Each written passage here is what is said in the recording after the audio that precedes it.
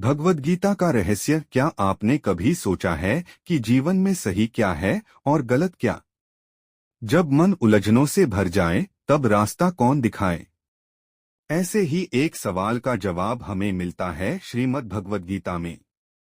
कहानी शुरू होती है महाभारत के युद्ध से, जहां अर्जुन अपने ही रिश्तेदारों के सामने खड़े होकर भ्रम में पड़ जाते हैं। उनका मन कांप रहा था, हाथों से गांडीव गिर रहा था।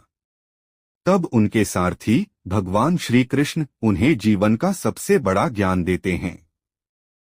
श्री कृष्ण कहते हैं, कर्म करो, फल की चिंता मत करो।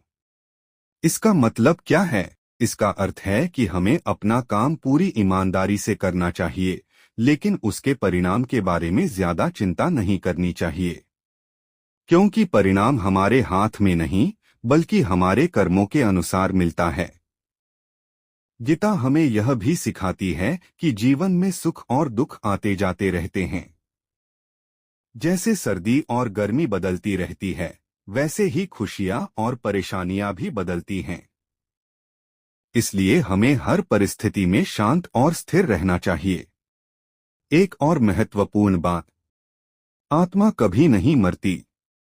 श्री कृष्ण बताते हैं कि शरीर नश्वर है, लेकिन आत्मा अमर है। जिस तरह हम पुराने कपड़े छोड़कर नए कपड़े पहनते हैं, उसी तरह आत्मा भी एक शरीर छोड़कर दूसरे शरीर में प्रवेश करती है। इससे हमें क्या सीख मिलती है?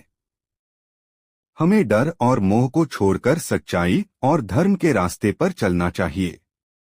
भगवद गीता हमें यह भी सिखाती है कि सच्ची भक्ति क्या होती है। भक्ति सिर्फ पूजा पाठ नहीं, बल्कि सच्चे मन से भगवान को याद करना और अच्छे कर्म करना ही असली भक्ति है। सबसे खास बात, जब भी जीवन में कठिन समय आए, गीता के ये शब्द याद रखें, जो हुआ अच्छा हुआ, जो हो रहा है अच्छा हो रहा है, और जो होगा वह भी अच्छा ही होगा।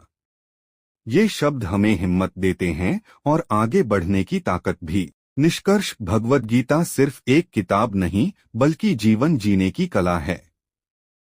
अगर हम इसके संदेश को अपने जीवन में अपनाएं, तो हर समस्या का हल मिल सकता है।